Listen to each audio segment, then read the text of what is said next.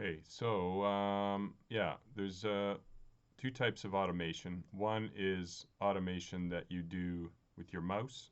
Let's say I want to automate this pan and this volume, but I want to use my mouse and just drag it and record it. I engage my right automation button. See, there's read is always on uh, by default. I mean, on every track, read is on unless you turn it off. But if I want to write something, I have to engage the right button here, and I simply just press play, and it will record anything I do with my mouse.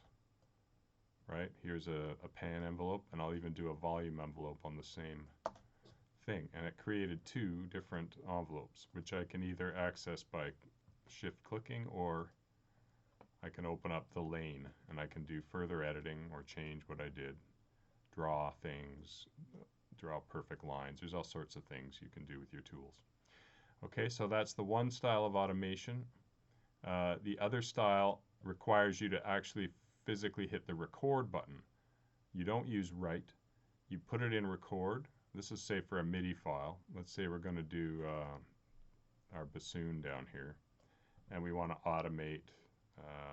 Let's say we'll just automate. I'll use my keyboard, so you can see the MIDI here, and just send.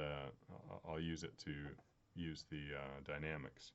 So I have to hit record now, like I'm recording a MIDI file, and then I can perform on my mod wheel. I'm doing different things on the mod wheel, and it's recording it all here. And I can be doing that while I play, of course.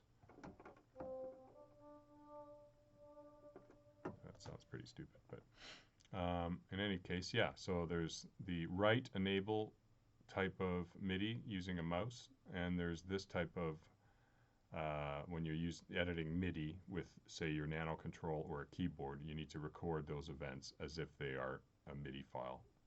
So therefore, you need to set up a track that knows that you're for your key station or whatever your keyboard is called. Let me see. I think that's it.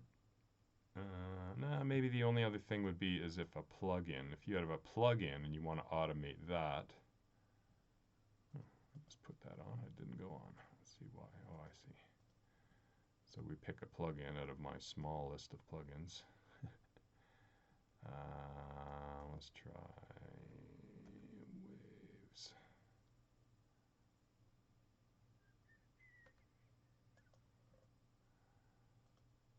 No, I forget. Now I think with this one, there.